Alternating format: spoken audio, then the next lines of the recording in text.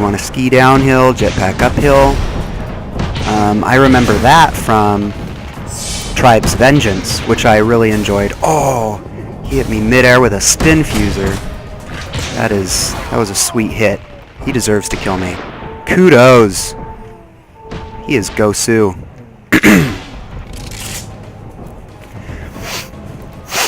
I appreciate that on most of the maps I've seen, there's a field around the edge of the map, like a blue energy field, so it's not an invisible barrier, and it's not like, you know,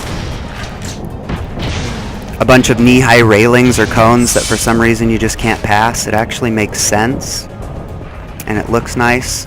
You can't see it unless you're close, and then it doesn't block the openness of the level still. You can still see background stuff rendered out in the background. So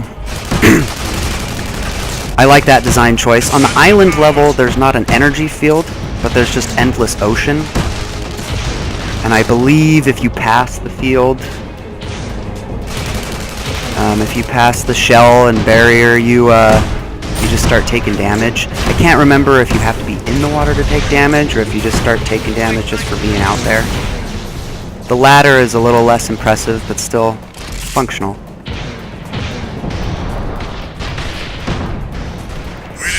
I haven't seen a lot of chatting in this game. Seems like players don't feel the need to communicate too much.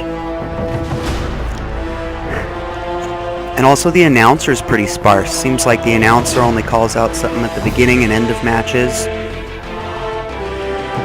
So you're not constantly hearing blue or red teams in the lead, or someone has the flag, someone doesn't have the flag. The announcer also is a bit unorthodox. It's not that robotic British female or, you know, hardcore sports announcer, arena announcer that I keep hearing in other games. So it's kind of nice to have something a little different. Obviously, with all the flying around and skiing around, the sheer map size and player speed, movement speed, this game's a little different than a lot of the other first-person shooters and competitive multiplayer games on the market. Having it be freemium is a plus. I'm not sure 10 seconds until how intense the system requirements are 5, 4, for PC. 3, 2, I have a custom-built 1. machine No quarter given. No mercy. that I put together to be kind of a monster, so I've noticed a little bit of load time when I have other processes running at the same time, but that load time has only been when I'm loading up the game or loading up a match, not during gameplay, so it's run pretty smooth for me.